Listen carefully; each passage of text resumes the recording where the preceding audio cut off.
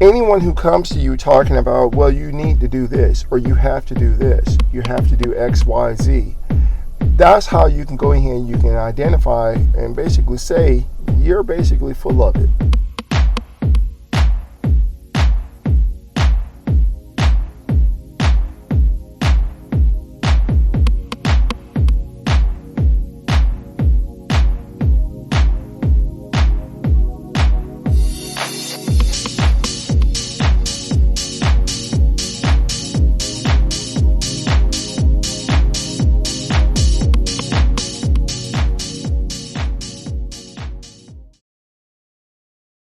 And to prevent peace and blessings, this is Derric Rau Khu more, and doing some last minute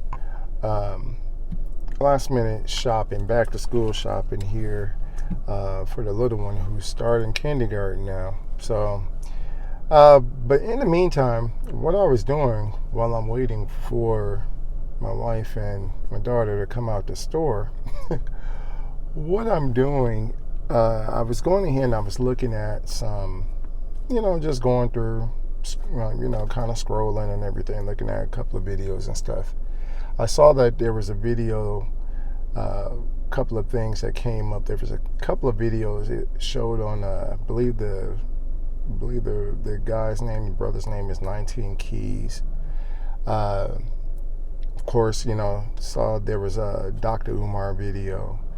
And it just made me start thinking about some stuff, because after that I saw Brother Polite, saw, I think Young Pharaoh. And it just got me thinking about some things.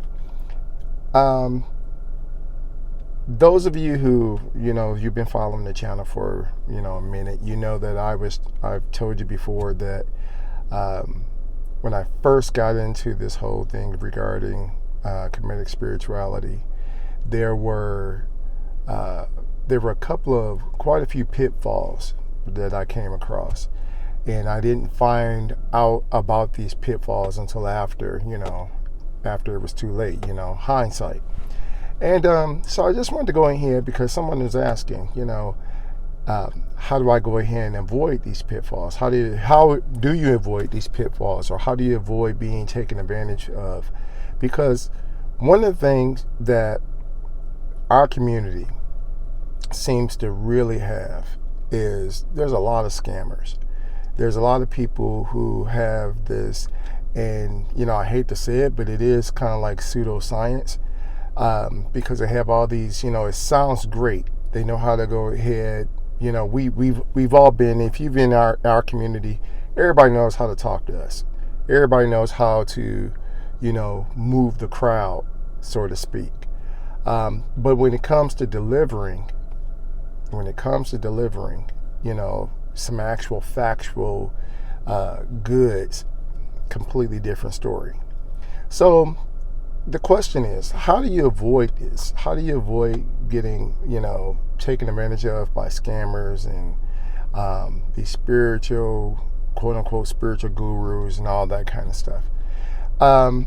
The first thing we have to understand, first thing you need to understand is this. When our ancestors were taken and kidnapped from the continent, when they were abducted from the continent and they were brought here, prior to them coming here, our spirituality was very communal. And because of it being so communal, what that meant is, over in, like I said, wherever our ancestors came from on the continent of Africa, everything was basically done from a communal perspective.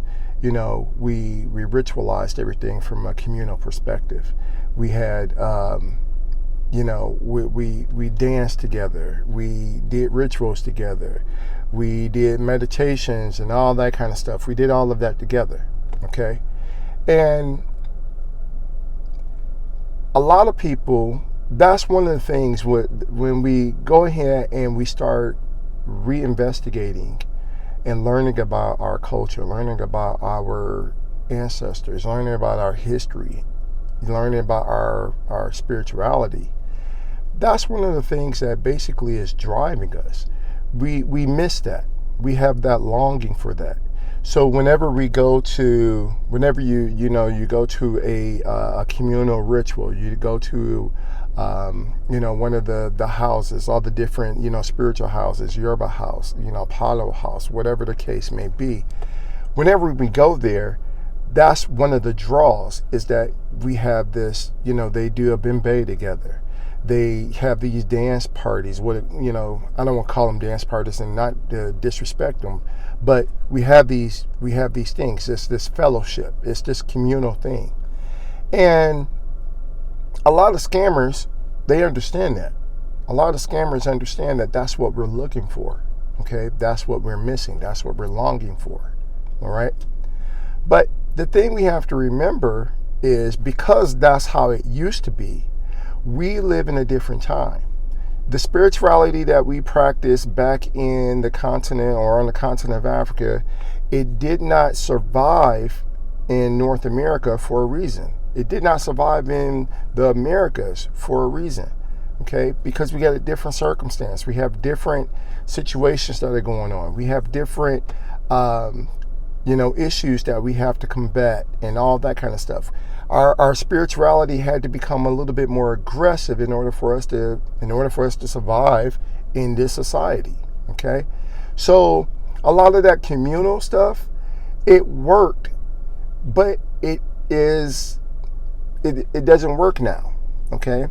I'm not saying that it doesn't work completely. What I'm saying is, we have to now, because the way things are, because our society, our traditional cultural society, has been shaken up so much, we need to go ahead and focus on our spirituality now as being an individual practice and a communal practice. Okay? So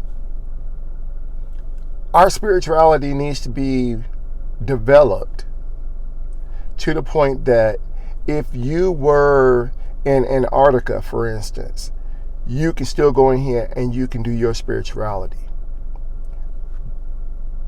Also, if you went in here and you came down to Atlanta, you could do your spirituality. Okay?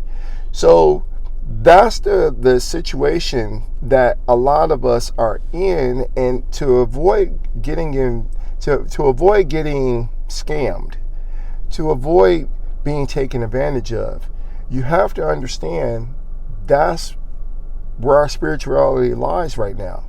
So anyone who comes to you talking about, well, you need to do this, or you have to do this, you have to do X, Y, Z, that's how you can go in here and you can identify and basically say you're basically full of it. Okay? Because that's not how our spirituality developed. As I said before, a lot of these individuals who basically they scam and all that kind of stuff, they're taking advantage of the fact that they know this is what we need. This is what we miss, rather. Not what we need, but this is what we miss. And because this is what we miss, this is what we long for, we go in here and we fall into that trap. So to avoid getting into that trap, we need to be looking at our spirituality. You need to look at every time you come across something that is new, every time you come across something that sounds great and fantastical, you need to be looking at it as, can I practice this alone as well as with a group? Okay? Can I practice this? Can I practice this tradition, or can I practice this, this spirituality if I was by myself? And can I also practice it when I'm with the group? Okay?